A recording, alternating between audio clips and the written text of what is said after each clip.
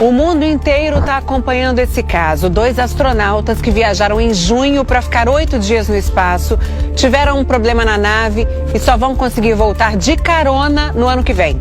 Mas o que pode acontecer no corpo e na mente de quem passa meses em órbita?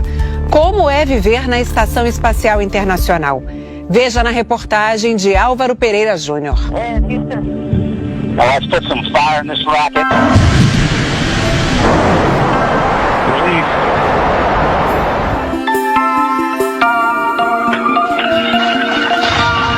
É festa no espaço. Eles chegaram com dança, brincadeiras e cabelo flutuando.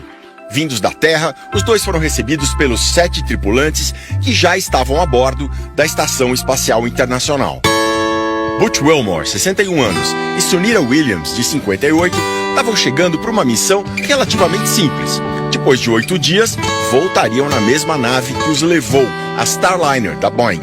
Mas a nave deu defeito e no fim de semana passado tomou-se uma decisão. A Starliner vai voltar vazia para a Terra. E os dias seguintes também foram cheios de notícias espaciais. A missão Polaris Dawn, da empresa SpaceX, estava marcada, mas depois de 3 adiamentos ainda não decolou. Seria o primeiro voo comercial a realizar uma caminhada no espaço.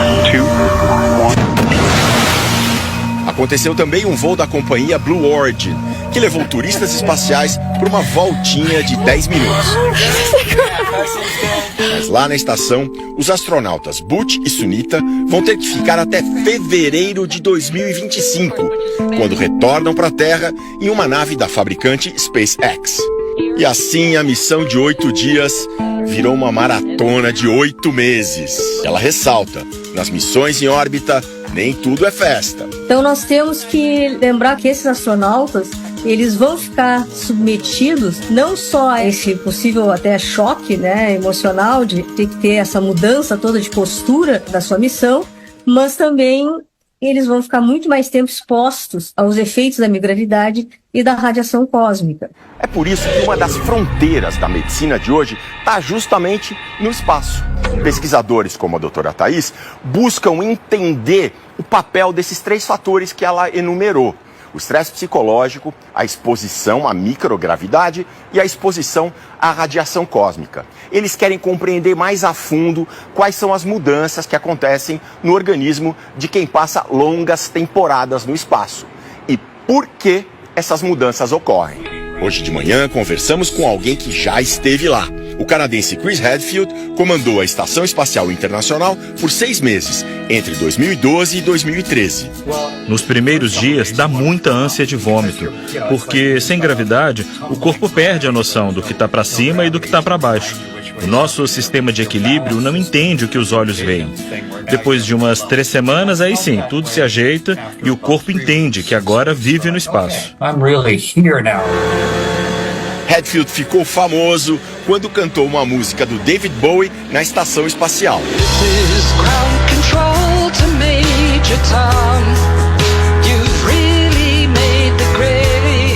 Só que a vida ali não era só rock and roll. Você nunca sabe exatamente quando vai voltar para casa. Outra coisa é que a estação é atingida o tempo todo por meteoritos, e isso dá para escutar. De vez em quando, um meteorito abre um buraco na fuselagem, então tem um fator psicológico importante. Como viver longe de casa por tempo indeterminado num ambiente perigoso?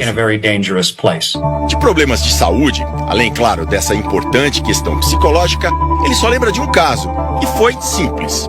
Um astronauta comeu uma bala daquelas grudentas e ela arrancou uma obturação. Mas fomos treinados e tínhamos o material, então nós mesmos consertamos o dente dele. Com outras tripulações houve problemas mais sérios.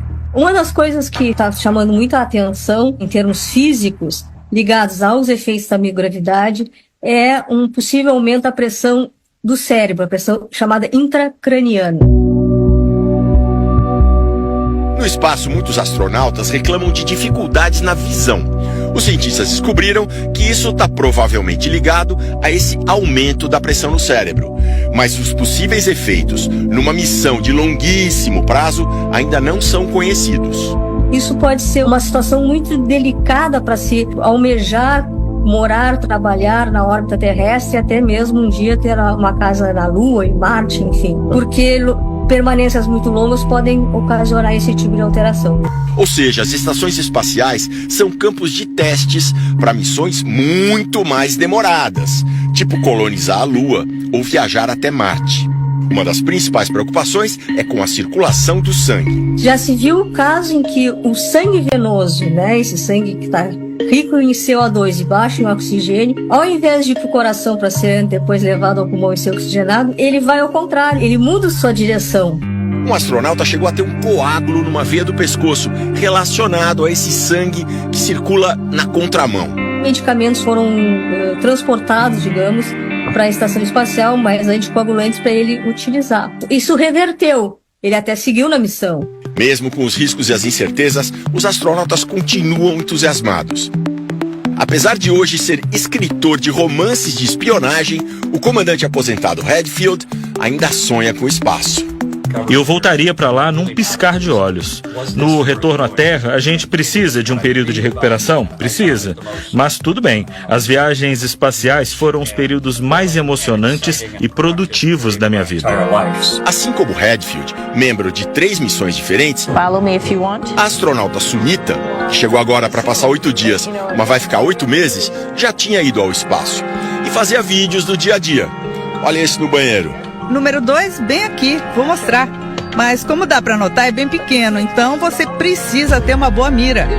E para dormir, nada de travesseiro, porque no espaço a cabeça não pesa. É como uma pequena cabine telefônica, mas é bem confortável. A boa notícia é que, pelo que se sabe até agora, por mais que o organismo mude no espaço, depois da missão tudo melhora. Aconteceu com o comandante Hadfield, acontece com todo mundo. Depois todo o processo de reabilitação que eles passam aqui na Terra, isso realmente reverte as alterações, né, que ocorreram por exposição à microgravidade. Para Sunita e para o Butch, os mais novos tripulantes da estação espacial, o processo ainda está no começo. Vão passar pelas mudanças que a vida no espaço provoca no organismo.